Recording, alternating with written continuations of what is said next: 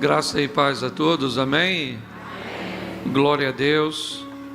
Eu quero compartilhar com vocês, como aqui é uma extensão também da minha igreja, Deus colocou uma palavra no meu coração esta semana, e eu preguei ontem no culto da minha igreja, e ela continuou ardendo no meu coração para falar com você, para você que está aqui dentro, para você que está aí fora, para você que está na internet. E eu queria que você abrisse e acompanhasse comigo Lucas capítulo 10, a partir do versículo 25. Essa é uma palavra que ela entrou no meu coração e estacionou por esses dias, atraindo a minha atenção. Lucas 10, 25 é a parábola do bom samaritano, e a partir do verso 25 diz assim: E eis que se levantou um certo doutor da lei, tentando e dizendo: Mestre, o que farei para herdar a vida eterna? E ele lhe disse: O que está escrito na lei e como lês? Verso 27. E respondendo ele disse: Amarás o teu Deus de todo o teu coração, e de toda a tua alma, e de todas as tuas forças, e de todo o teu entendimento, e ao teu próximo como a ti mesmo. E disse-lhe: Respondeste bem, faze isso e viverás. Ele, porém, querendo justificar-se a si mesmo, disse a Jesus: E quem é o meu próximo? Respondendo Jesus, disse: Descia um homem de Jerusalém para Jericó, e caiu na mão dos salteadores, que os despojaram e, espancando, se retiraram, deixando meio morto. Ocasionalmente, descia pelo mesmo caminho certo sacerdote, que vendo passou de largo, e de igual modo também um levita, chegando àquele lugar e vendo, passou-se de largo. Mas um samaritano, que ia de viagem, chegou ao pé dele e vendo, moveu-se de íntima compaixão, e aproximando-se, atou-lhe as feridas, deitando azeite e vinho, e pondo sobre a sua cavalgadura, levou para uma estalagem e cuidou dele. E partindo no outro dia, tirou 2 dinheiros e deu ao hospedeiro e disse: Cuida dele, e tudo o que mais gastares, eu te pagarei quando voltar. Qual, pois, desses 3 parece que foi o próximo daquele que caiu na mão dos salteadores? E ele disse: O que usou de misericórdia para com ele. E disse, pois, Jesus: Vai e faze da mesma maneira. Amém, igreja? Essa história, ela me chamou muito a atenção, primeiro pela demanda de pessoas que me procuram com suas necessidades. As pessoas que me procuram muitas vezes querendo uma ajuda, querendo um conselho, querendo uma oração. E eu queria que você olhasse esse texto comigo. Um homem, provavelmente um senhor, um doutor da lei, ele procura Jesus e disse: Eu queria conversar contigo sobre vida eterna. E eu queria saber o que eu faço para herdar a vida eterna. Jesus então diz para ele: O que você entende sobre isso? O que você entende sobre vida eterna? O que você acha que são os requisitos para ter a vida eterna? Só para lembrar você, Jesus ainda está vivo quando isso acontece, ou seja, ainda não ressuscitou. nós estamos ainda debaixo da lei mosaica. E quando nós vemos Jesus perguntar a este homem que quer saber sobre vida eterna, Jesus disse: o que você sabe sobre vida eterna? E ele diz: o que eu sei é que o que está escrito me indica que eu devo amar a Deus sobre todas as coisas, que eu devo amar a Deus com todo o meu entendimento, e eu preciso amar o meu próximo como a ti mesmo, ou como a mim mesmo. O que eu sei sobre vida eterna é que se eu conseguir cumprir esses dois requisitos, eu estou dentro. Jesus disse: então, vai e põe em prática. Preste atenção, a primeira coisa que eu quero falar com você é que na mente deste homem, ele sabia, sim ou não? Sim ou não? E algo interessante sobre o que sabemos, é que o que sabemos é muito importante, o que queremos é muito importante, mas mais do que tudo isso, está o que fazemos. Ele sabia, ele queria. Lembra do apóstolo Paulo dizendo: o bem que eu quero fazer eu não, e o mal que eu não quero fazer este eu? Ele não está dizendo que não sabe fazer o bem, ele não está dizendo que não quer fazer o bem, ele está dizendo que o bem que ele sabe o que é e o que ele quer fazer, ele não consegue. Então o grande desafio inicialmente é informar, é levar a informação, o conhecimento. A grande guerra do evangelho é entre dois reinos: o reino das trevas, o reino da ignorância, o reino da luz, o reino do conhecimento. Qual é o propósito do rei ou do reino das trevas? Não conheça a verdade. Qual é a proposta do reino da luz? Conheça. E através do conhecimento da verdade, você alcança a vida eterna. Quando nós olhamos aqui, nós vemos que a grande maioria das pessoas que cruzam o nosso caminho, já já você vai entender isso, elas sabem o que precisam fazer, elas querem fazer, mas elas têm dificuldade, porque não conseguem fazer isso sozinhas, se não tiverem auxiliadas pelo poder do Espírito Santo. A conversa deste homem é algo muito profundo, e Jesus disse: vai e faz. E ele, querendo justificar-se, ele pergunta a Jesus: mas me diz então, me explica, quem é o meu próximo? Note que ele estabelece nos dois requisitos uma dificuldade, e me parece que esse homem não tem dificuldade de se relacionar com Deus. A dificuldade dele é de se relacionar com o seu próximo. Ele diz: então me explica, quem é o meu próximo? Eu tenho que amar o meu próximo como a mim, mas me diga quem é o meu próximo.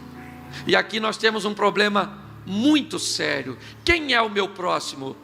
O meu próximo é aquela pessoa legal, o meu próximo é aquela pessoa boazinha, o meu próximo é aquela pessoa que preencheu os requisitos que eu pré-estabeleci para ser meu próximo. É ou não é?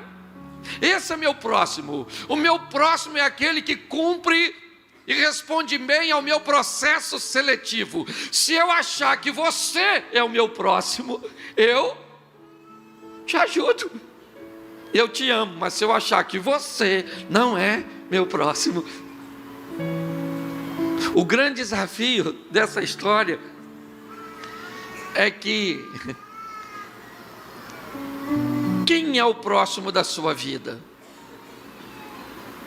Quando ele pergunta isso, Jesus diz assim: um homem está no caminho entre Jericó e Jerusalém, 24 a 26 quilômetros de caminhada, e durante esse trajeto ele foi pego por salteadores, por ladrões, que roubaram o que ele tinha, o despojaram e bateram muito nele. Por que é que essa história tem a ver conosco? Porque na caminhada de Jericó para Jerusalém, ou seja, na caminhada da vida, muitos de nós encontramos salteadores, ladrões, que vão roubar nossa família, vão roubar nosso dinheiro, vão roubar nossa saúde.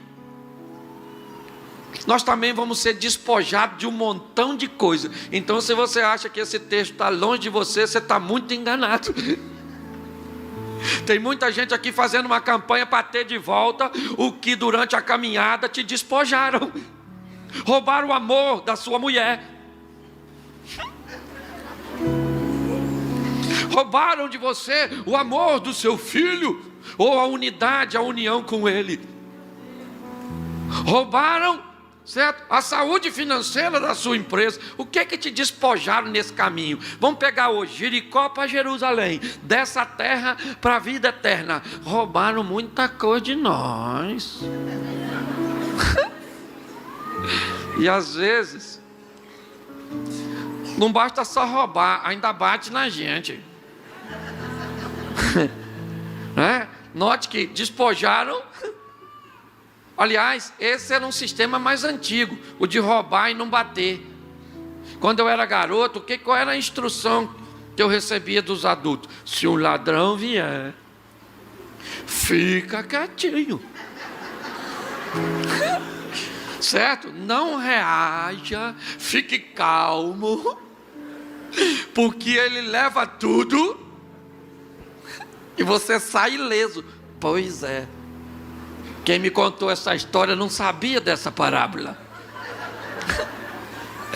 Porque hoje nós vivemos isso. O ladrão te bate até se você não tiver nada para ele roubar.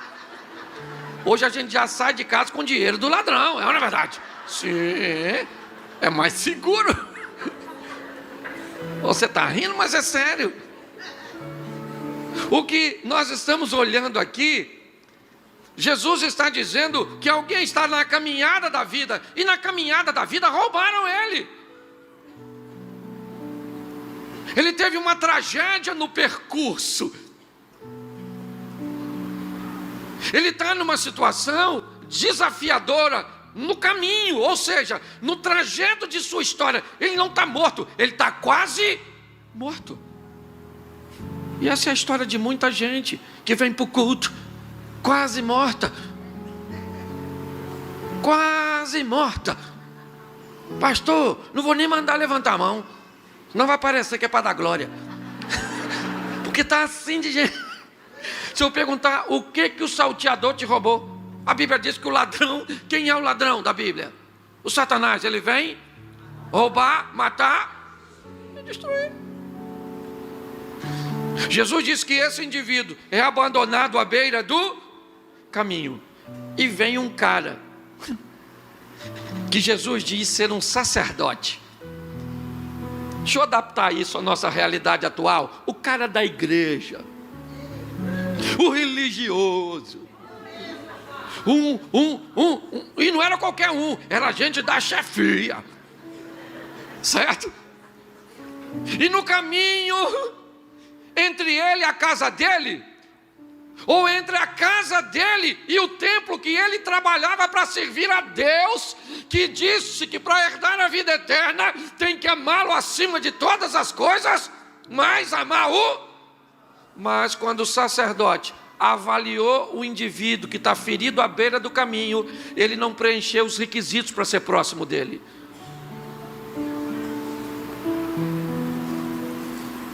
E ele então passa distante, olhou talvez, porque pensou ser um gentil, e para um sacerdote um gentil jamais seria seu próximo. Talvez imaginou que ele estivesse morto, e se ele estivesse morto, ele jamais poderia se aproximar, ou então teria que pagar o ritual da purificação, e era trabalhoso. Então é melhor determinar que aquele não é seu próximo, porque não preenche os seus requisitos que você estabeleceu. Não se esqueça que Jesus está contando a história e o cara que quer receber a vida eterna está escutando. Aí Jesus disse: mas depois do sacerdote vem um levita, outro também da patota do templo. Não sei se Jesus está querendo esclarecer ou desmoralizar. Jesus disse que o levita, um cara acostumado a servir, dá uma olhada no indivíduo que está à beira do caminho, ele está ferido, ele está machucado, ele está sujo, ele está quase morto. E o levita também olha, avalia, e o camarada não preenche os requisitos para ser seu próximo. E vai embora, passa largo, finge que não vê. Essa história é bíblica ou é nossa? Não fala não. Até você que está aí fora. Está aí fora, mas está no rolo. Pensa que porque está aí, está. Escute só. E aí Jesus diz: agora quem é que vem? Um samaritano. Aí eu imagino que a cabeça do doutor da lei já complicou. O que esse samaritano está fazendo nessa história? Porque na cabeça de um camarada desse, samaritano bom é samaritano morto. Por quê? Morto separado. Porque se não preenche o seu requisito, se não se veste da mesma maneira, se usa algo que você não concorda, se está vivendo um momento da vida que não segue o protocolo cujo qual você foi educado, se a pessoa está vivendo algum sistema de descompensação que o levou por um caminho, muitas vezes de uma aventura que vai ser passageira, mas que não será se não encontrar alguém que neste caminho tenha paciência para entender que às vezes é só um momento que a pessoa está atravessando de curiosidade, de dificuldade, ou até mesmo de loucura. Porque às vezes você vai encontrar um Nabucodonosor nesse caminho. Eu imagino que quando ele ouve que um samaritano vai passar, o cara já entrou em estado de alerta. O doutor da lei. Aí Jesus diz: o samaritano vinha pelo caminho e viu o camarada ferido, machucado, despojado. O texto sugere que o samaritano avaliou a distância, olhou um pouquinho mais de perto, avaliou e descobriu que aquele era seu.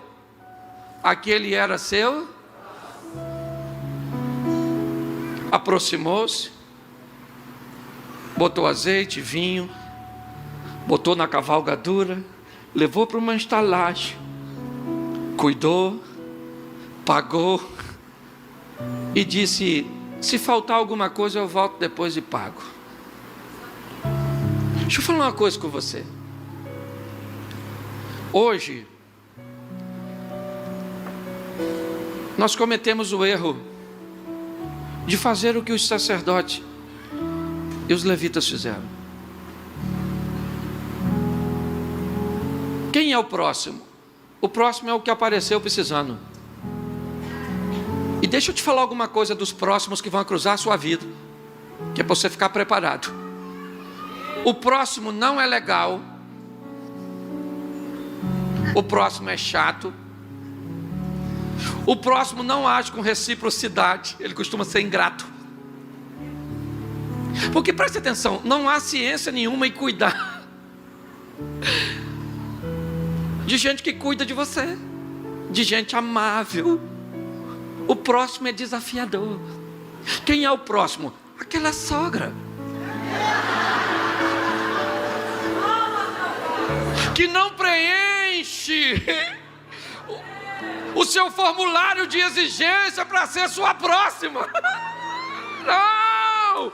Ela vem com vassoura, ela vem com tantos acessórios que você avaliou e ela não é próxima. Por quê? Porque não preenche seus requisitos. É aquele marido, é aquela pessoa que não é legal, gente. Eu descobri que o próximo não é gente boa. Não é. Porque gente boa é fácil de amar e de cuidar. Próximo é tralha. Próximo é coisa ruim. Por quê? Porque para andar com Jesus tem que amar próximo. E amar próximo é um grande desafio. Sim ou não? Sim.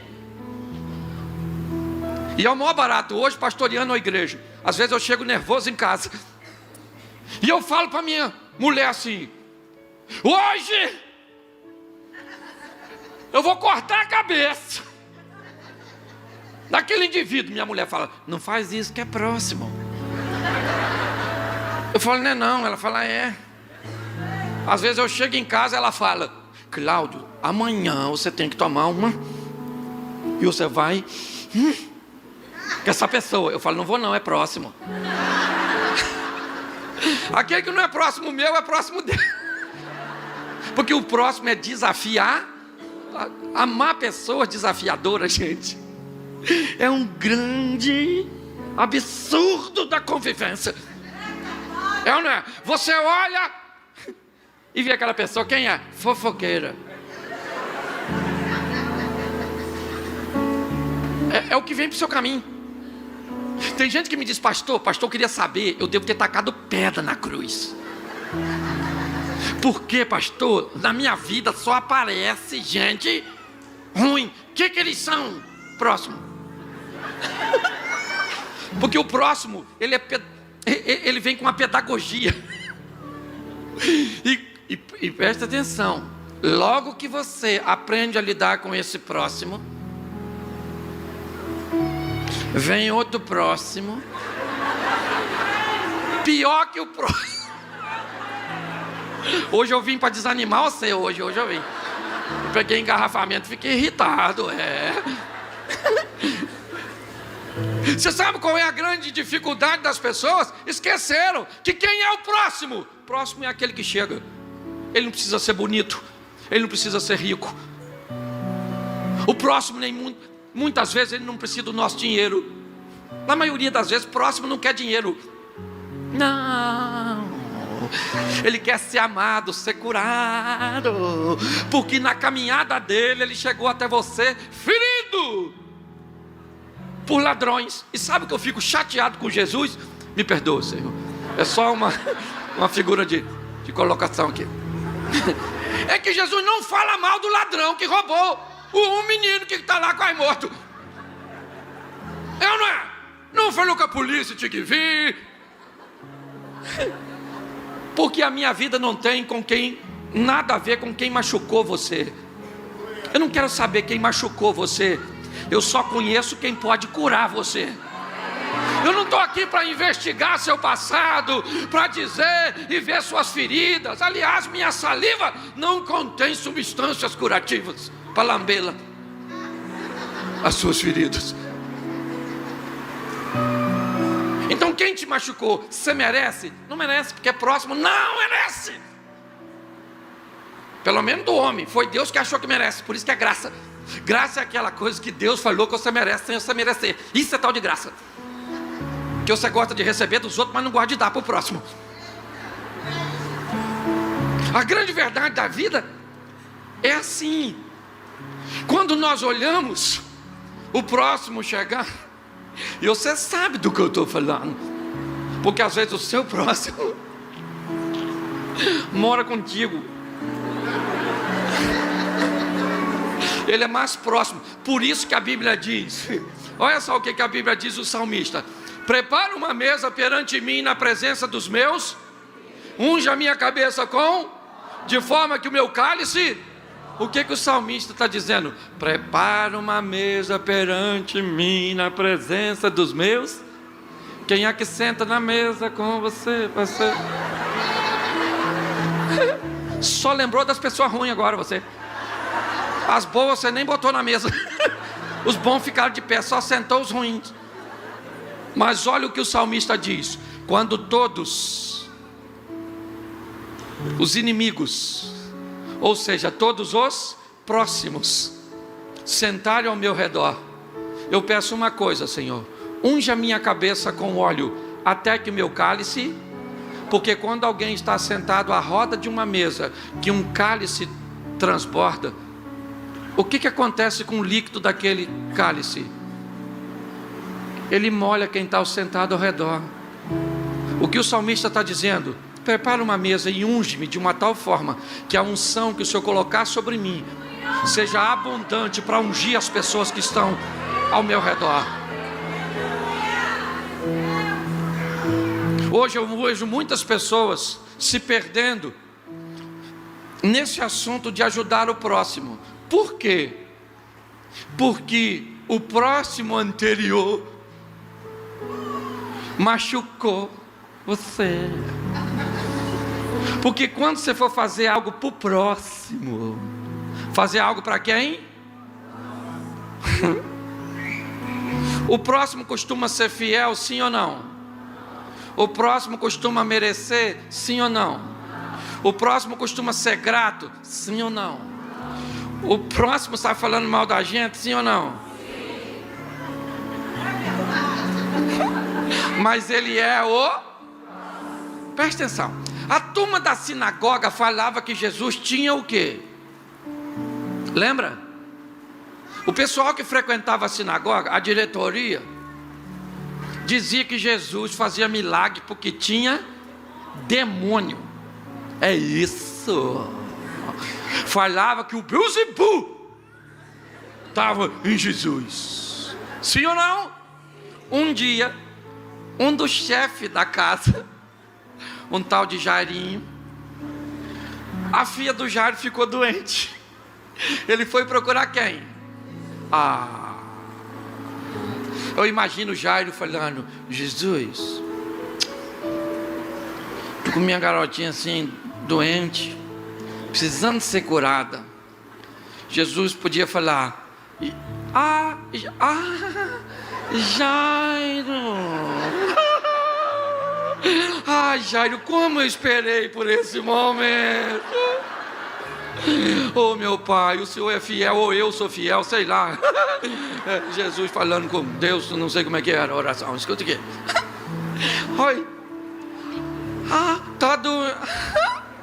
Castigo, Jairo. Essa praga dessa garotinha sua, eu quero que você se dane. Prepara para enterrar a garotinha. Quando Jairo chega, quem ele é para Jesus? Quem falava mal dele? Não. Quem ele era para Jesus? Merecedor? Não. Jesus olhou para Jairo e viu que Jairo era o próximo. E próximo a gente não escolhe, é Deus. Eu estou no momento da minha vida, hoje, eu estou falando que essa palavra estacionou. Hoje eu estava indo resolver umas coisas, pensando no meu próximo atual. É até esquisito no diálogo próximo atual, mas pensa numa pessoa para me tratar, a minha paciência, sabe? Eu já tomei Rivotril para lidar com esse próximo. Já me tirou a fome. Eu falei, o pior próximo que eu já enfrentei até hoje. E sabe o que o Espírito Santo falou ao meu coração? É porque você ainda não conhece o próximo. O próximo depois desse costuma ser mais desafiar. Case de novo. Case. Chupa essa manga, miserável. E você vai ver que o próximo é muito pior do que o próximo anterior. E você está rindo de você mesmo, você que já viveu isso. Sim. Próximo nós não escolhemos. Próximo quem escolhe é. E Deus olha e diz assim: esse aqui está no tamanho daquela. Vai, santo. Então não dá para escolher próximo. O que eu tenho que entender é que quando eu lido com o meu próximo, eu não estou trabalhando para ele, Eu não espero que ele me seja grato. Eu não espero que ele me retribua. Não. Sabe por que seu marido às vezes não muda? Porque você faz as coisas para ele. E o bicho é ruim. O bicho é ruim. Sabe? O cara é 333. É meio besta. Ele não é a besta, mas é meio.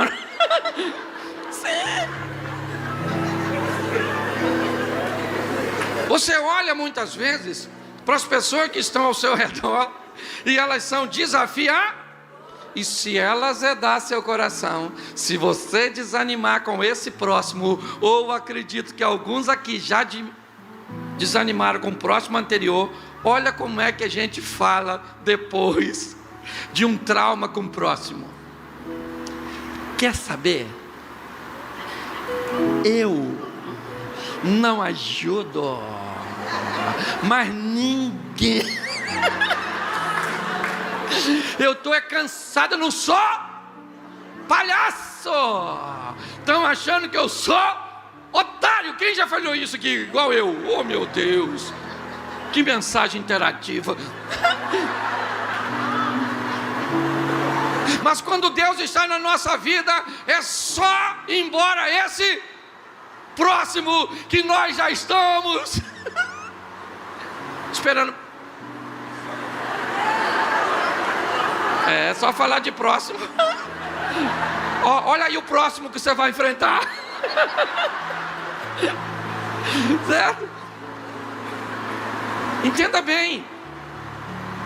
Não podemos fazer um processo seletivo quando o assunto é aquele que vai cruzar o nosso caminho enviado por Deus. Ninguém cruza nosso caminho enviado por Satanás, porque quem escreve o roteiro de nossa vida não é o demônio, é Deus. Por pior que seja o seu próximo de hoje, aprenda a lidar com ele. Tenha maturidade de entender que ele não precisa merecer, que ele não precisa retribuir, que ele não precisa fazer nada. Ele é apenas alguém que veio de passagem. Ele apenas passou. Sábado, eu cheguei de viagem para ministrar uma palavra na Barra e desci no aeroporto. Meus 2 filhos foram me buscar. Um levou um carro para que a esposa fosse para casa e o outro me deu outro carro para que eu fosse para o evento. Aí, quando cheguei eu estava num carro que não tinha o sem parar, e quando eu estou para passar no pedágio, a fila que eu estava, porque é assim, a fila de cá anda até tu passar para lá, porque o tranca-rua é você. Não parece, tem hora? Você está aqui, aí a fila daqui anda, aí você faz isso, a daqui anda.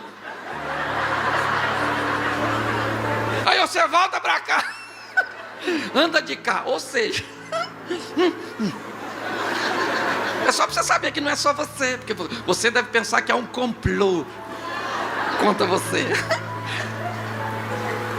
E aí eu estou, e o troço não anda. E aí eu vi alguns mudando de faixa. E aí os de cá ficavam uma fera. E eu vi um carro ligar ré. Eu olhei para o carro, e como a palavra estava no meu coração, Deus não falou nada comigo. Eu falei, aquele cara é meu próximo, quer ver? Falei para aquela garotinha, eu falei, menina, por que aquele jumento está voltando de marcha ré? Ele está sem dinheiro. Eu falei, é só isso, fala para ele passar, tá bom? Que eu pago. Ela falou, o senhor está falando sério? Eu falei, tô. Eu já tinha pago o cartão que ela tinha me dado, entreguei o cartão para ela entregar a ele, e quando eu passasse na cancela, eu pagava. Ela foi, pagou, a fila, gente, foi tão rapidinho, e tão baratinho. Paguei, não sei quem é. Logo que eu passei, ele diminuiu a velocidade para saber quem eu era. Mas eu também não queria, que eu estava com raiva dele. Sim! Eu amei quando eu supri dele uma necessidade que ele tinha, mas eu não saí daquilo satisfeito. Então não estou falando para você ficar satisfeito. Nossa, pastor, então agora eu tenho que virar o máscara? Não. Eu não estou falando que você tem que ficar muito feliz por ajudar o próximo.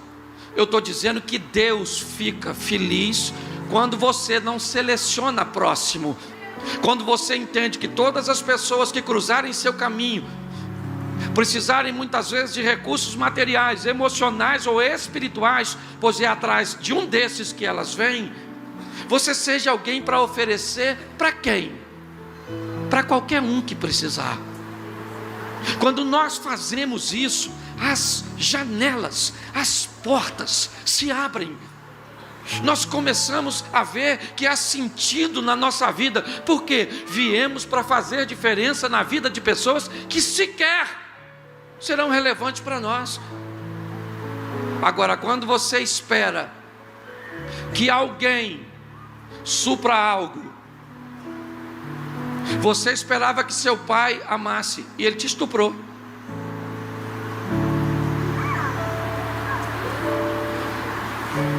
E aí? Ele deixou de ser o seu próximo porque é um monstro? É você que vai decidir. Foi aquele marido que jogou a sua autoestima, a sua autoimagem, que te traiu, que te humilhou. Foi ele. Foi ele que ao longo do contato com você, eu queria lembrar você que quando aquele homem ia de Jerusalém para Jericó, o salteador também foi o seu próximo, o próximo que o roubou, o próximo que o machucou, que o feriu. Mas os próximos que ferem vão embora, mas o próximo que cura permanece. Eu não sei seu passado, esteja você aqui, lá em cima, lá fora, eu não sei. Pode ter sido doloroso pelos próximos que passaram como salteadores, tirando de você coisas, ou influenciando você para que você jogasse coisas fora. Tem próximos que são tão sutis que eles não agem removendo coisas, eles agem nos incitando a jogarmos fora. Porque quando alguém tira algo seu, é fácil. Você sabe qual é a maior dor de uma criança quando sofre abuso sexual? É que ela descobre que durante o abuso ela sente prazer, e quando ela sente prazer, ela se sente culpada. Esse é o maior trauma. É quando aquele que chegou na sua vida fez você sentir coisas ou fazer coisas das quais você se sinta culpado. Hoje, para mim, aqui, você é o meu próximo. E eu não quero saber quem te feriu. Eu não quero saber o que tiraram de você. Eu só sei que pode ter te deixado meio morto. Mas esse culto, ele tem azeite. Esse culto, ele tem vinho. Esse culto tem recursos para curar você, para mudar a sua vida, para mudar a sua história. Porque eu preciso curar você, para que você me ajude a cuidar do próximo. Porque se você não me ajudar a cuidar do próximo, o próximo que você não cuidar, acaba vindo para mim. Estabelecer uma sociedade sadia, alguém que entenda o que aquela pessoa está vivendo no momento, e ser o próximo dela, Você quer ver? Se um amigo seu dissesse para você assim: olhei por um homem e achei ele bonito, achei diferente. O que você diz desse amigo? Esse cara, isso não é firme não. Sim ou não? Sim ou não? Isso. Você não é capaz de ser o próximo de alguém que ainda não é nada, apenas não sabe direito o que é ou o que está acontecendo dentro de si. Na verdade, queridos, é que a tecnologia colocou em nossas mãos objetos que parecem nos aproximar-se, mas nós nunca estivemos tão sozinhos. Às vezes eu tenho que ir de madrugada em casa de políticos, eu tenho que apagar incêndio em casamentos de pessoas influentes na sociedade, e me levam, eu chego, eu tenho que orar, eu tenho que aconselhar. Eu não posso levar ninguém comigo, eu tenho que ir sozinho, porque às vezes são pessoas relevantes na sociedade. Mas o que elas veem em mim? Será que é uma capacidade de aconselhamento? Não. É que elas sabem que o que vão falar comigo não vai vazar, porque ela é o meu próximo naquele momento, e eu jamais faria com o próximo aquilo que eu não gostaria que fosse feito comigo. Se nós olharmos para as pessoas desafiadoras da nossa vida, não olha para sua mãe não, sua mãe é amável, sua mãe é uma bênção, seu marido é uma coisinha fofa, sua mulher é lindérrima, quase um anjo. Ela não é o seu próximo. Próximo é aquele cunhado seu que chega na sua casa, come o pudim todo, quebrou o controle remoto da sua TV. O próximo normalmente não é gente boa, mas é gente que vem para nos dar lições poderosíssimas. O próximo vai nos fazer amadurecermos. O próximo vai fazer a glória de Deus se manifestar na nossa vida. O amável ame, porque não é mais do que sua. Agora, o difícil é o próximo. Olha para quem está do seu lado e diz: eu estou aqui pensando, e eu estou achando que o meu próximo é você. Tem gente que falou com tanta satisfação.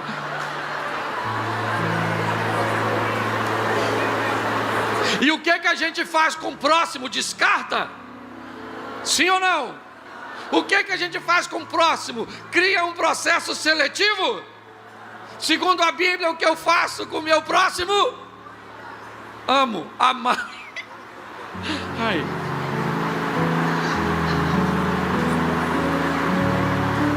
Eu queria que você ficasse de pé, porque já já você vai encarar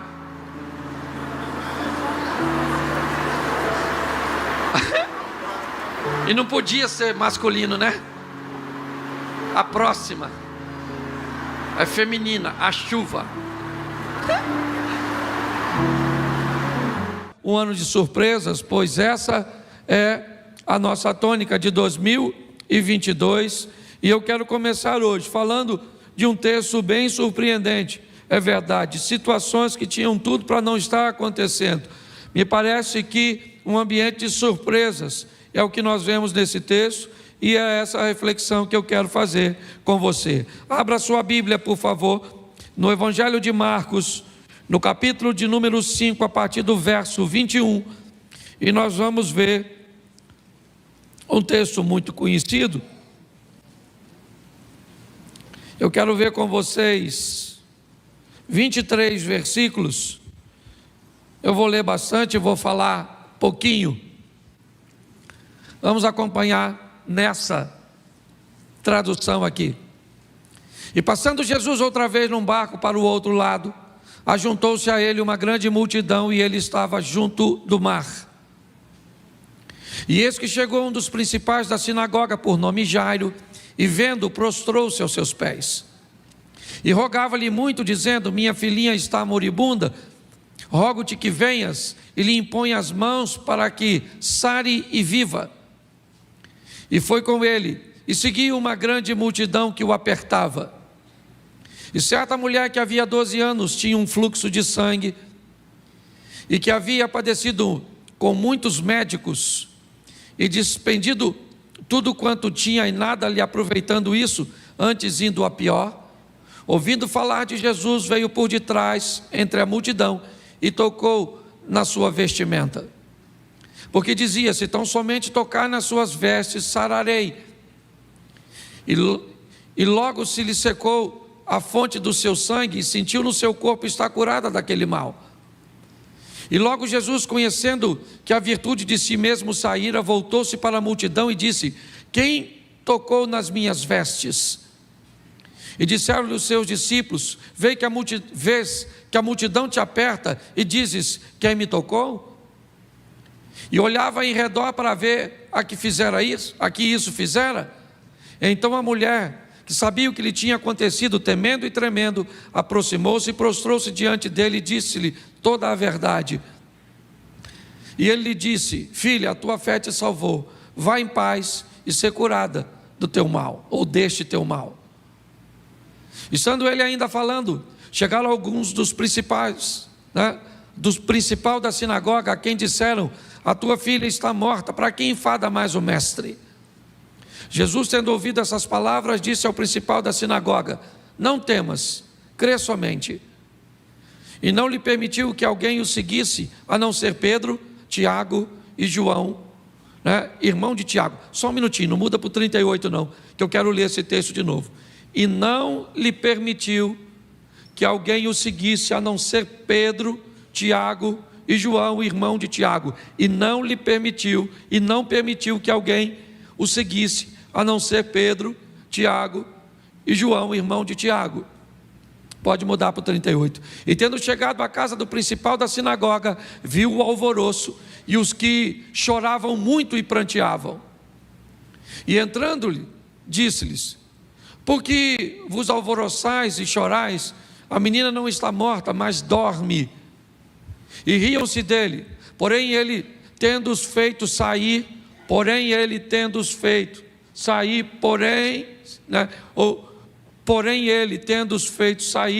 tomou consigo o pai e a mãe da menina e os que com ele estavam, e entrou onde a menina estava deitada. E tomando a mão da menina, disse-lhe: Talita cumi, que traduzido é: menina, a ti te digo, levanta-te. E logo a menina se levantou e andava, pois já tinha 12 anos. E assombraram-se, ou ficaram admirados ou surpresos com grande espanto. Verso 43, o último: e mandou-lhe expressamente que a ninguém o soubesse, e disse que lhe dessem de comer. Feche os seus olhos. Senhor nosso Deus e Pai, em nome de Jesus, eis aqui a tua palavra. Continua falando conosco e usa-me como um canal de bênção nesta hora, pelo poder do nome de Jesus, em nome de Jesus, amém, glória a Deus, amém? Eu quero chamar a sua atenção para algumas coisas que podem ter sido surpresas, ou uma surpresa para muita gente, e principalmente o surpreendente desfecho dessa história, depois de uma situação que já era difícil, e no meio do caminho, acaba se agravando ainda mais. Meu propósito hoje é mostrar para você, independente de onde você esteja, é importante que você tome decisões assertivas, que consigam fazer com que sua vida tome um novo rumo. É muito importante você entender que o maior responsável por sua vida é você. É muito importante você entender que é hora de você remover o poder que você tem concedido a Satanás. É hora de você dizer para você mesmo que o poder que Satanás tem sobre a sua vida é concedido por você mesmo. Passou de onde o Senhor tirou isso? Da Bíblia. Quando Deus fala com Satanás a respeito da vida de Jó, o que Satanás diz para Jó ou para Deus é o seguinte: por acaso Jó teme em vão, ou é à toa que Jó teme o Senhor? Jó teme ao Senhor porque o Senhor protege tudo o que ele tem. Jó teme ao Senhor porque eu não posso tocar em nada que é dele. Por isso que Jó é próspero. Se o Senhor tirar a proteção de Jó, aí eu posso tocar nele. Só que a pergunta é: por que Deus protegia tudo que era de Jó? Porque Deus gostava mais de Jó do que de seus outros filhos? É lógico que não, porque o texto diz: quando Satanás se aproxima, tende visto meu servo Jó, homem íntegro, reto, temente a mim e que se desvia do mal. O que nós estamos olhando é um homem que resolveu levar a proteção de Deus para a sua vida, com obediência, com postura, e era isso que ele fazia. Por isso Satanás diz para Deus que é impossibilitado de tocar em Jó. E você diz: por quê? Porque Deus protegia o que era de Jó? Não. Porque Jó protegia o que era dele, sendo fiel a Deus. É isso que você tem que entender. A proteção é de Deus, mas ela só está lá. Por quê? Porque Deus, ela só está lá porque Jó colocou ela lá. É só isso. Quando você olha, por exemplo, para Sansão, eu já falei isso aqui, para mim um dos textos mais tristes da Bíblia é quando Sansão levanta e diz: mais uma vez sairei eu e pelejarei contra os meus opositores e vencerei. Mas o texto termina dizendo: o que Sansão não sabia é que Deus não era mais com ele. No momento em que Deus se retirou dele, a vitória foi embora. Então é muito importante nós entendermos o que vamos ver aqui. Por quê? Porque senão começamos a querer resultados diferentes fazendo a mesma coisa. O que nós estamos vendo? Cafarnaum. Esse é o cenário. A sinagoga, me parece que de Jairo, ela não é muito distante da casa da sogra de Pedro. Provavelmente o mundo de Jairo estava bem próximo de Jesus, mas ao mesmo tempo bem distante, porque Jairo, ele era alguém que liderava a sinagoga, e a sinagoga havia perdido prestígio, estava agora dividindo a atenção com esse indivíduo que vem trazendo uma palavra diferenciada, vem trazendo o poder que a liderança da sinagoga não detinha, e inevitavelmente havia um ciúme, uma intriga, um litígio, um problema entre Jesus e a turma da sinagoga. Como não tivesse do que o acusar, como não encontravam material suficiente para denegrir ou descredenciar Jesus, diziam simplesmente para ele mesmo e para as pessoas que estavam por perto, para que não fosse para agora para ouvir Jesus: ele faz tudo isso porque tem o poder das trevas, ele é liderado por Belzebu, ele tem demônios. Isso agravava ainda mais essa situação. Porém, algo surpreendente acontece. Jairo, o chefe da sinagoga, o homem que lidera tudo isso, ao mesmo tempo que está perto, tão perto de Jesus fisicamente, em Cafarnaum, ele está muito longe de Jesus espiritualmente. Mas Jairo começa a ter um problema. E que problema é esse? Jairo vê sua filha ficar doente, e suas tentativas de cura, elas não funcionam. Jairo então, todas as vezes que olha para aquela menina, ela não está bem, ela está piorando, o quadro dela está se agravando, há indício de que a sua filha vai morrer. É isso que Jairo está olhando. Mas e agora? O que Jairo vai fazer? Ele vai ver sua filha morrer? Aliás, esse é um hábito bem comum naquela região. Eu vou negar minha fé? Não, eu tenho o pai de um amigo que agora até está doente, ele já pregou aqui, que quando ele se converteu para o evangelho, o pai dele disse para ele: eu preferia ver você num caixão do que ver você, né, fora do islamismo. Esse foi o texto ou a frase dita por um pai ao filho. Porém, me parece que Jairo começa a entrar num ambiente bem interessante. Talvez sua esposa ficasse surpresa, talvez seus parentes ficassem surpresos, porque me parece que Jairo quer quebrar um protocolo, ele quer romper com um paradigma. Jairo está vendo sua filha morrer, mas ele sabe onde tem solução para aquilo. Mas para que ele obtenha a solução, Jairo vai precisar, provavelmente, jogar fora o seu cargo de liderança. Imagine você aqui, seja franco, se meu filho fica doente, e vocês descobrem que eu fui num centro de macumba fazer um despacho para curar meu filho. Fala sério, quando você soubesse isso como igreja, o que vocês fariam? Uma reunião da liderança ia dizer: o pastor Cláudio endoidou, vamos botar ele para fora, porque ele manchou o nome da nossa igreja. Sim ou não? Sim ou não? Você ia querer ir frequentar uma igreja cujo pastor foi num centro de macumba fazer um despacho para curar seu filho? É lógico que não. Contraria e quebra nossos princípios. Quando nós olhamos para Jairo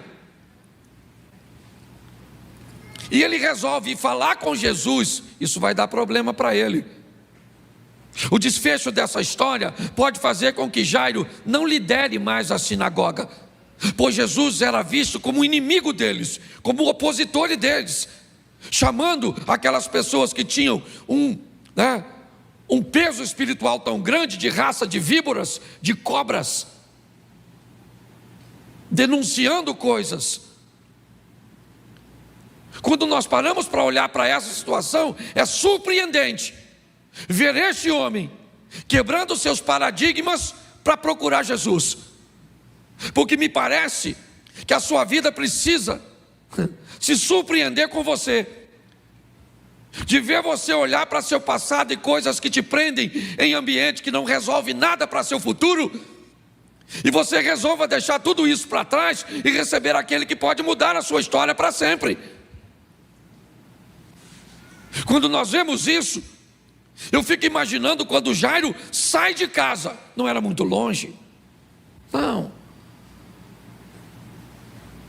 Onde ele vai? Onde ele vai? Onde é que Jairo está indo? Ele estava saindo de casa, o chefe da sinagoga. Ele estava mudando agora, se opondo a tudo o que ele aprendeu, o que estava no seu coração. E agora ele está indo falar com aquele camarada que os seus correligionários, inclusive talvez ele, diziam que tinham demônio, e ele é obrigado a romper com isso. Muitos de nós, irmãos, não estamos caminhando ainda, ou trilhando um caminho da vitória, certamente porque temos dificuldade de romper com algumas coisas que nos prendem com muita força ao passado. Jairo precisa sair de casa para procurar quem? Procurar Jesus. Na cabeça dele, se ele disse isso para todo mundo, eu não sei, mas já se sabe onde ele foi. Me parece que ele não saiu escondidinho, porque quando a menina dele morre, e você já vai ver isso mais à frente, o que acontece? As pessoas vão até ele, o que indica que ele, me parece, ter coragem, a coragem que Nicodemos não teve no capítulo 3.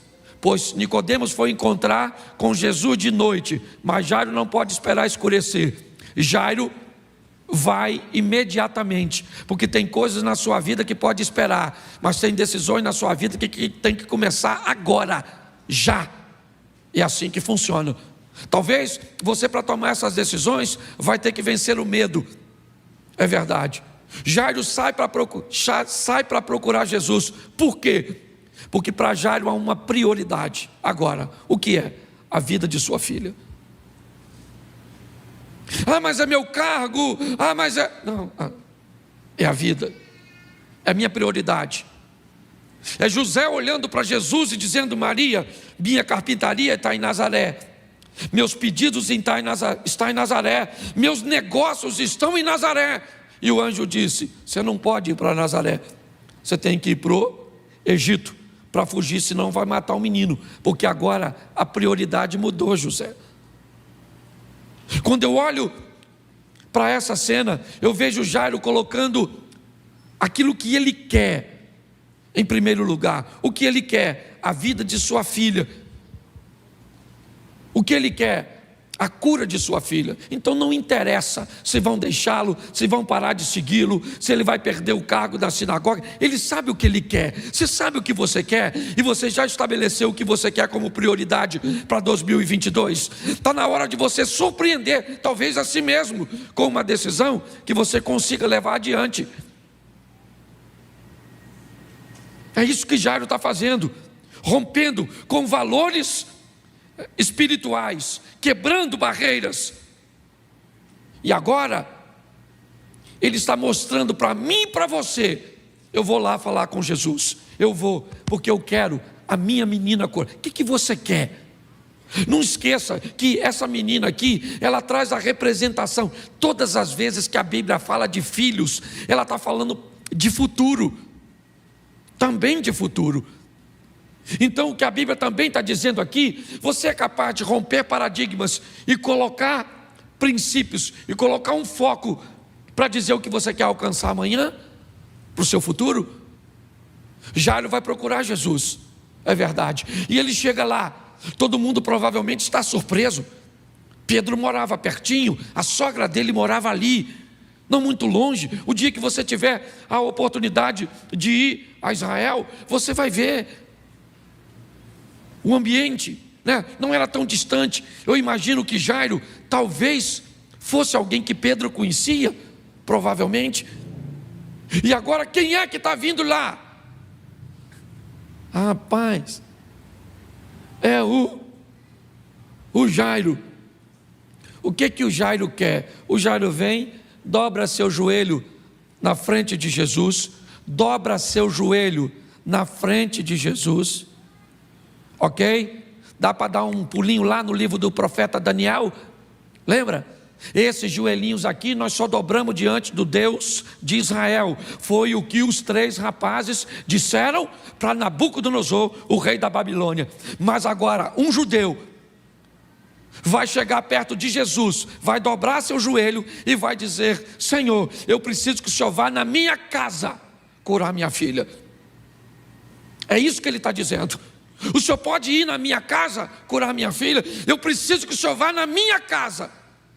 E você já vai ver o que Jesus vai pedir dele para ir na casa dele.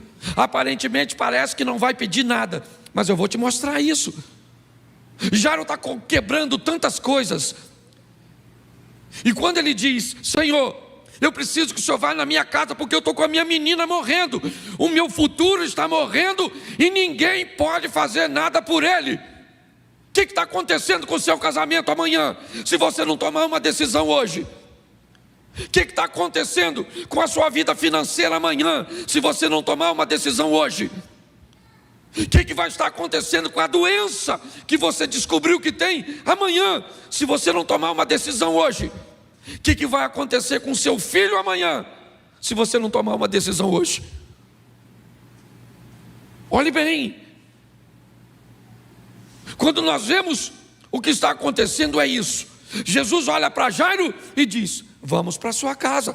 Se você quer que eu vá na sua casa, então eu vou com você para a sua casa. Se o que você precisa é de cura, Jairo, eu vou com você. Só que aí há uma pausa no texto. Tudo que eu narrei para você até agora só tem 4 versículos. E agora a Bíblia vai fazer uma pausa de 9, 10 versículos, porque agora vai entrar a mulher do fluxo de sangue. Você pode perguntar: por que é que a história dessa mulher entra? Porque Jesus está indo curar a filha de Jairo. E a mulher do fluxo de sangue entra exatamente para que Jairo consiga ver o que Jesus, ou seja, o que aquele cujo qual ele está levando para a sua casa é capaz de fazer. Versículo 25, mas uma mulher que tinha um fluxo de sangue há 12 anos, agora ela vai tocar em Jesus.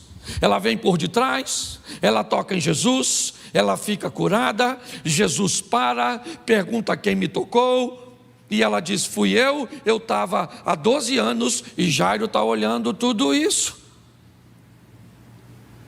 Me parece que o que Jesus está dando é uma pílula de ânimo para esse cara, porque já já o negócio vai ficar difícil para o lado dele. Quando Jairo olha e a mulher disse: olha, eu estava doente, sangrando há 12 anos. Há um link entre a cura da mulher e sua filha. Qual é?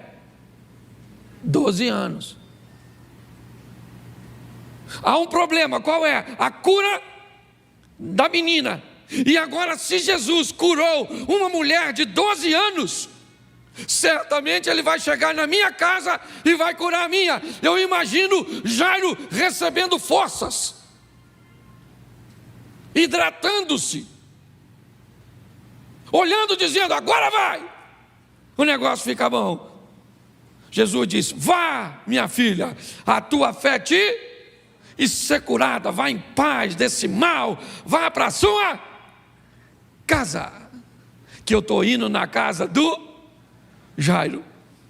Só que no versículo 35 a chapa esquenta, porque às vezes você quer milagre e o troço piora. Está assim de gente, ó. Porque o propósito do Satanás é te desanimar e o propósito de Deus é te fortalecer. Depende de como você enxerga a oposição. Assim que a mulher vai embora, e eu fico imaginando, se acontecesse isso, se você fosse Jairo, como é que estaria seu coração agora? Pare e pense: vai dar certo, não vai? Pô, e curou essa mulher, vai arrebentar lá com a minha garotinha. Caraca, vai dar certo, vai dar. Vamos embora. A mulher vai para casa, curada, sim ou não? Isso. Porque às vezes o milagre acontece bem pertinho de tu, mas não na tua vida. Quando a mulher vai embora, o verso 35, coloca para mim, por favor. Aí, está aí, ó. A turma é boa. Estando ele ainda falando, chegaram alguns do principal da sinagoga, a quem disseram: a tua filha está? O negócio, quando começou, estava difícil.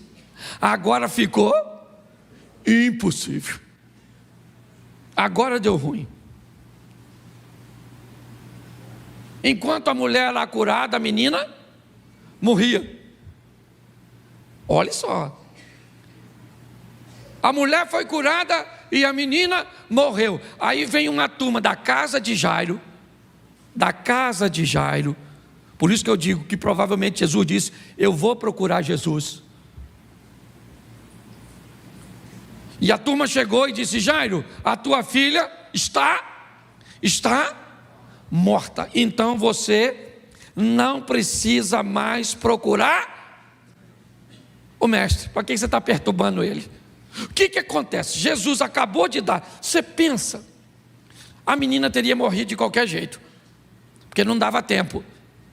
A menina não morreu porque Jesus parou, até porque indica que Jesus curou a mulher rapidinho. De qualquer maneira, a menina teria morrido, sim ou não? Mas se a história da mulher não fizesse parte da mente de Jairo, provavelmente ele teria levado uma pancada muito forte. Quando eles dizem: você não precisa mais incomodar, por que enfadas o mestre? Verso 36. Jesus, tendo ouvido essas palavras, que palavras? A mesma que Jairo ouviu. Que palavras foram ditas pela turma que vem da sinagoga, pela turma que vem da casa de Jairo? É essa: não incomode, já era, sua menina morreu, acabaram as possibilidades, já era, Jairo. Quando Jesus escuta essas palavras, certo? ele diz a Jairo, o principal da sinagoga: não temas, crê somente. O que ele está dizendo? O que você viu acontecer na vida dessa mulher é o que vai acontecer na sua casa, porque você foi na beira do caminho, quebrou seus paradigmas e me convidou para ir na sua. Então eu estou indo para lá, Jairo. Eu estou indo para a sua casa. Só que quando Jairo diz que vai para, quando Jesus diz que vai para a casa de Jairo, a situação vai ficar um pouco complicada para Jairo, porque coloca o 37. E não permitiu que alguém o seguisse, a não ser Pedro, Tiago e João, irmão de Tiago. Jesus está indo para a casa de, está indo para a casa, me ajude aí, para a casa de, isso. Quem chamou Jesus para ir à casa de Jairo? Foi ele que chamou? Então agora a turma que vem com a palavra negativa diz: não me incomode mais o mestre. Assim que esse pessoal vem com essa palavra negativa, Jesus diz: eu vou para a casa de Jairo, mas vocês não vão. Jesus começa a remover da vida de Jairo gente de posicionamento negativo, gente que não consegue acreditar em milagre, que acha que tudo acabou. Eu não sei como é que está a sua situação, eu só preciso que você entenda quem é o Deus que você veio buscar ajuda. Porque o que Jesus disse, Jesus tinha direito de falar isso? Os caras eram da patota do Jairo. De repente Jesus disse para os caras que estavam: aí maluco, não vai, vaza. Quem vai? O Pedro, Tiago e o João. Por quê? Porque é gente que está acostumada a ver milagre, está acostumada a andar do meu lado, que sabe que eu ressuscito o morto, eu liberto gente doidão, aqui o bagulho é doido.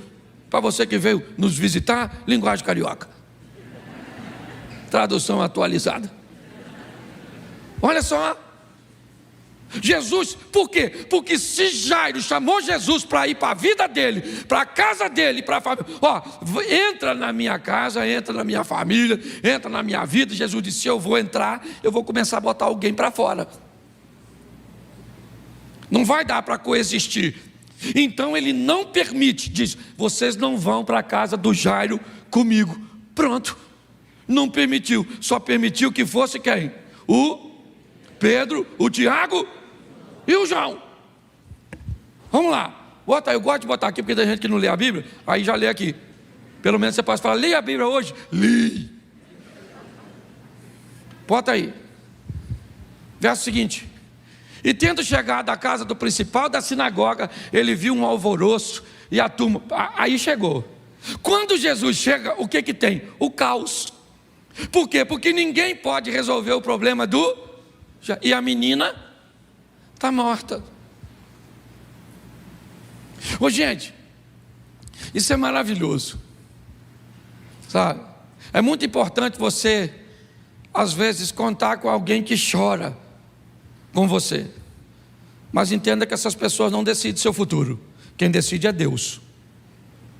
Se você colocar isso na sua vida, provavelmente ela vai ficar mais fácil, mais doce. Quando nós olhamos esse texto, Jesus acaba de chegar na casa de Jairo. Quem?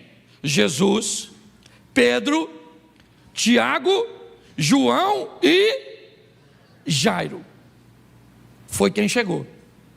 Está todo mundo chorando, pranteando, alvoroço. Verso 39.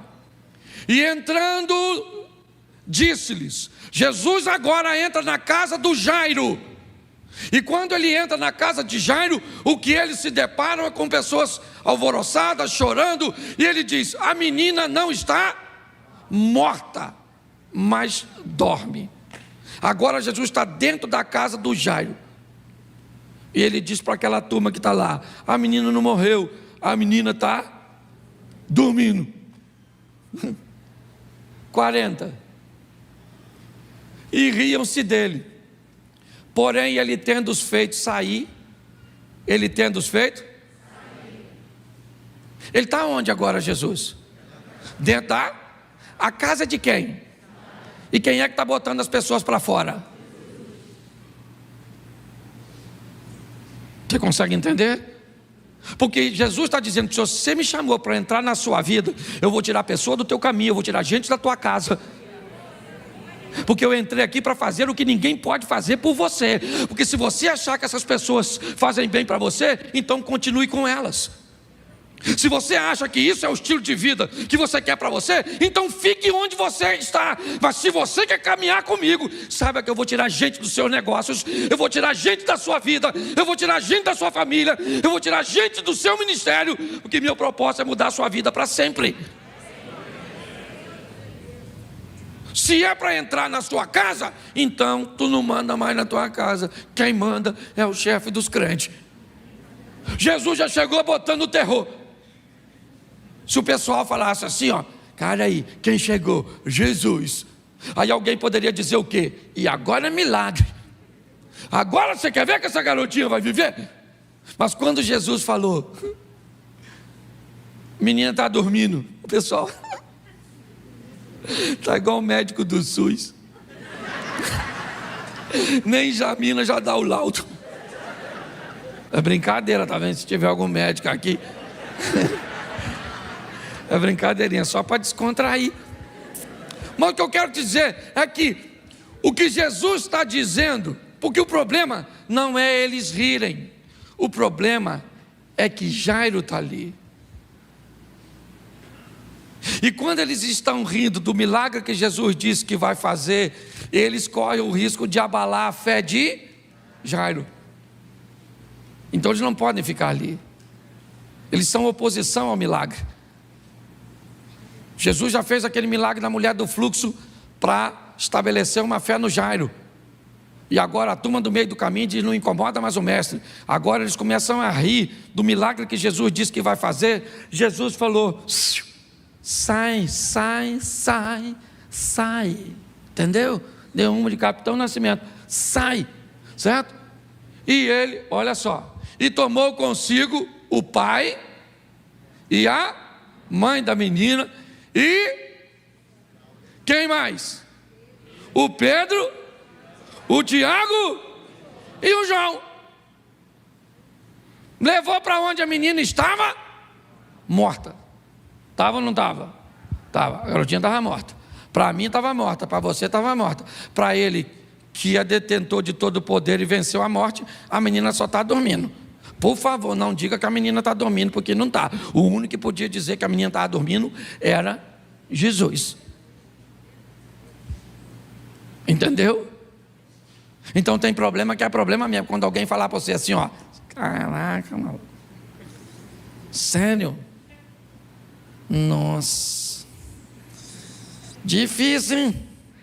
Ó, eu não posso fazer nada por você, mas eu conheço alguém. O cara lá que encontrou com Jairo, lembra? Botou os outros para fora. Ele tem que entrar na sua vida. Eu gosto porque Jesus leva o Pedro, o Tiago e o João por dentro do quartinho onde estava a garotinha. Eu fico imaginando quando eu fico lendo isso. Aí eu imagino, pensa, o Jairo acaba de ver a menina. E a menina está? Sim ou não? O Jairo olhou, o Jairo não é bobo, ele é chefe da sinagoga, é um cara esperto. Quando ele olhou, ele falou, caraca. Imagino eu, posso? Ô Pedro, está morta ou dormindo? Por que que ele não levou Tomé? Por que que Tomé não está lá dentro? Pensa o Jairo, Tomé está morta. Morreu mesmo, Jairo. Por que que não levou o Judas? Por que que não levou? Não, ele levou o Pedro, o Tiago e o João. Porque eu imagino, se ele fala para Pedro, aí Pedro, está morta ou dormindo? Pedro fala assim, tanto faz, irmão. E sacoda quem morreu, quem não morreu. Se você visse o pelado que ele libertou lá do outro lado, agora mesmo, todo arrebentado, demônio matou um montão de porco. Maluco, fica quieto, quem sabe o que está fazendo. né? E se pergunta Tiago e João, os filhos do trovão. E aí Tiago, cala a boca, Jairo, sou burro. Ele não veio aqui, otário, porque eram duro a turminha, certo? E aí o Jairo está olhando para a menina e o restante do pessoal está tudo lá do lado de fora. Agora não tem oposição. Antes do milagre acontecer, Deus está querendo remover a oposição da sua vida. Você está entendendo? Pessoas que não devem estar lá, coisas que não devem estar lá. E, infelizmente, gente, se a gente ficar misturado com esse tipo de gente, não vai rolar. Não vai, Deus tem que tirar. Você quer melhorar seu casamento? Chegue para perto de gente que vive uma vida matrimonial legal. Mude. Quando nós olhamos para esse texto, o que nós vemos agora? A menina está morta? Sim ou não? Sim. E o pessoal está tudo lá fora. E eu fico imaginando Pedro olhando aquela cena com Tiago e João, ela perto da casa dele, e Pedro devia olhar e falar assim: cara, olha como é que nós oscilamos. Ele entra na casa do velho rico, Zaqueu, e aborda um jovem rico na rua que diz que não quer recebê-lo. Ele entra na casa de um homem rico, Zaqueu, em Jericó, Lucas 19, mas ele para dar atenção a um pobre cego, também em Jericó, chamado Bartimeu. Nós estávamos do outro lado, libertando um homem cheio de demônios. E agora estamos na casa do chefe da sinagoga, vendo o milagre acontecer. Eu imagino que os discípulos deviam se maravilhar com tudo aquilo que viviam, com todas as experiências que eles tinham. Mas agora, diante daquela situação, Jesus olha para a menina e diz: Talita, como? Menina, levanta. Levanta por quê, menina? Levanta porque seu pai teve coragem de colocar você em primeiro lugar. Seu pai teve coragem de romper, de deixar para trás tantas coisas que para ele era até importante, expressivas, mas colocou você em primeiro lugar. Menina, futuro que estava morto, levante-se. E a menina então, Jesus dá a mão a ela e a menina levanta. Eu imagino Jairo pensando: estava morta ou estava dormindo? Não interessa. O texto para aqui e eu já estou basicamente terminando. Mas eu imagino Jesus saindo do quarto com a garotinha. Pensa, eu imagino o Pedro, Tiago e João saindo, abrindo a porta e saindo, assim, ó, para o pessoal que não estava lá, agora só ia ver a menina.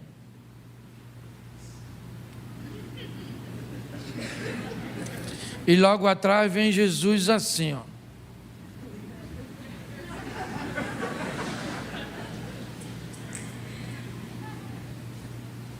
A mãe da menina, a garotinha e o Jairo atrás, dando uma pancadinha de leve na cabeça dela, dizendo: menina, que susto que você me deu, quase que você morreu. Pastor, o que você quer dizer para nós nesse primeiro culto do ano? Meu propósito é mostrar a você que se você vai chamar Jesus como Jairo fez, ele vai ter que remover muita coisa da sua vida, da sua casa.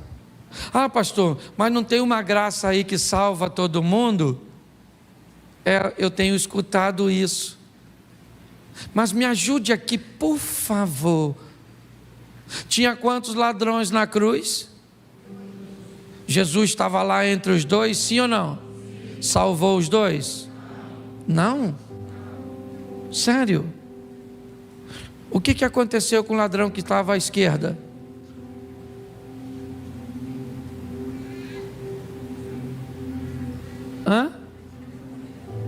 O que é que aconteceu com o ladrão? O que é que aconteceu que estava com o ladrão que estava à direita?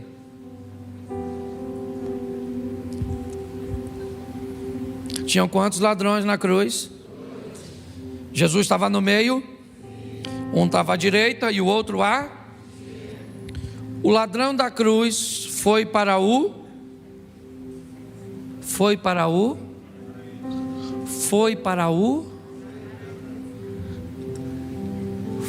Você sabe, mas está com medo de dizer.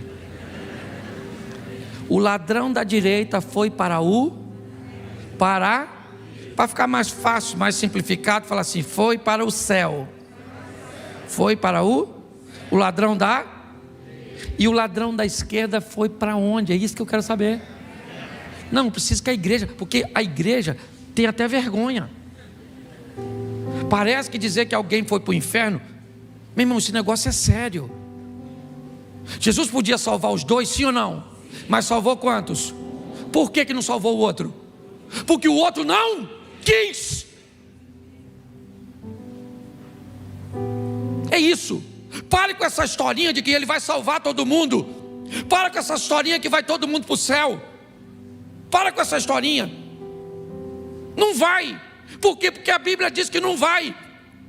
Mas pastor, ele não pode salvar todo mundo. Pode, mas tem gente que não quer. Porque se Jesus entrar na vida dele, vai mandar ele tirar gente que ele não quer tirar. Vai tentar expulsar gente da casa dele que ele não quer que saia. Então pare de ficar desconfortável, porque é isso que o diabo quer. Que você acredite que todo mundo. Não é assim. 2 ofertas no Éden. Quantas foram aceitas? Uma. E a outra rejeitada. No exemplo de Ruth e Orfa, quantas mulheres podiam ir para Belém para viver o extraordinário? 2. Quantas foram? Uma. E a outra não foi porque não quis. Por que você não vive o que você quer? Duro. Porque você não quer. Porque tirar coisas ou colocar coisas que você precisa pode ser muito difícil. Quando a menina vem viva, eu imagino que o riso mudou de lábios. Porque quem está rindo agora, sabe quem é? Pedro, Tiago, o João, o Jesus, o Jairo, a garotinha e a mãe e o restante. Ficaram surpresos. Mas surpreso por quê? Se é isso que ele costuma fazer onde entra.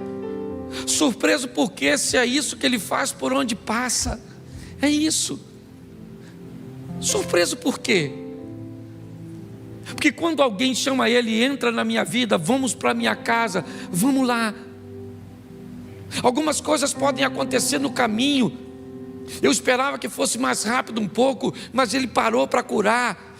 Algo aconteceu. Mas por que é, pastor, que fica pior às vezes? Calma, ele está no controle de tudo. Eu imagino que muita gente saiu dali dizendo que a menina ressuscitou, sim ou não? Mas somente 5 pessoas puderam dizer: eu vi a menina ressuscitar. Hoje eu tenho aprendido que não dá para viver com a experiência dos outros. Nós vivemos um tempo tão desafiador que você precisa ter as suas. Não dá para contar a libertação do outro, a vitória do outro, a cura do outro. 2022, ele chegou. É o ano de Deus te surpreender. Mas é importante que pessoas também se surpreendam com você. É importante que você olhe para você e se surpreenda e diz: eu não achava que era capaz de fazer isso, eu não achava que eu era capaz de suportar isso. É seu vizinho olhar para você e: cara, eu estou surpreso com você. É sua esposa olhar para você e diz: poxa, você me surpreendeu agindo dessa forma. É seu marido olhar para você e dizer: olha, eu estou surpreso com você. É seu filho olhar e falar: pai, nossa, um ano de surpresas,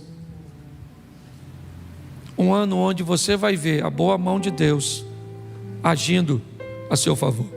Pessoas vão olhar para a sua vida, vão olhar para seus negócios e dizem que vem aí um tempo de crise, e é isso que é maneiro, é Deus fazer você vencer num tempo onde os outros estão perdendo, e as pessoas olharem suas lavouras e verem lá secando e olharem a de Isaac produzindo. Dizem que deserto é lugar de transição, mas a Bíblia diz que Esaú cresceu, se fortaleceu e prosperou no deserto, porque se Deus for contigo, o deserto tem que te fazer prosperar. Coloque isso no seu coração e saia daqui para viver o incrível. Só tem o seguinte: se for chamar Jesus como Jairo chamou, ele vai chegar tirando coisas, gente, certo, que não deve estar na sua vida. Posso ouvir um amém?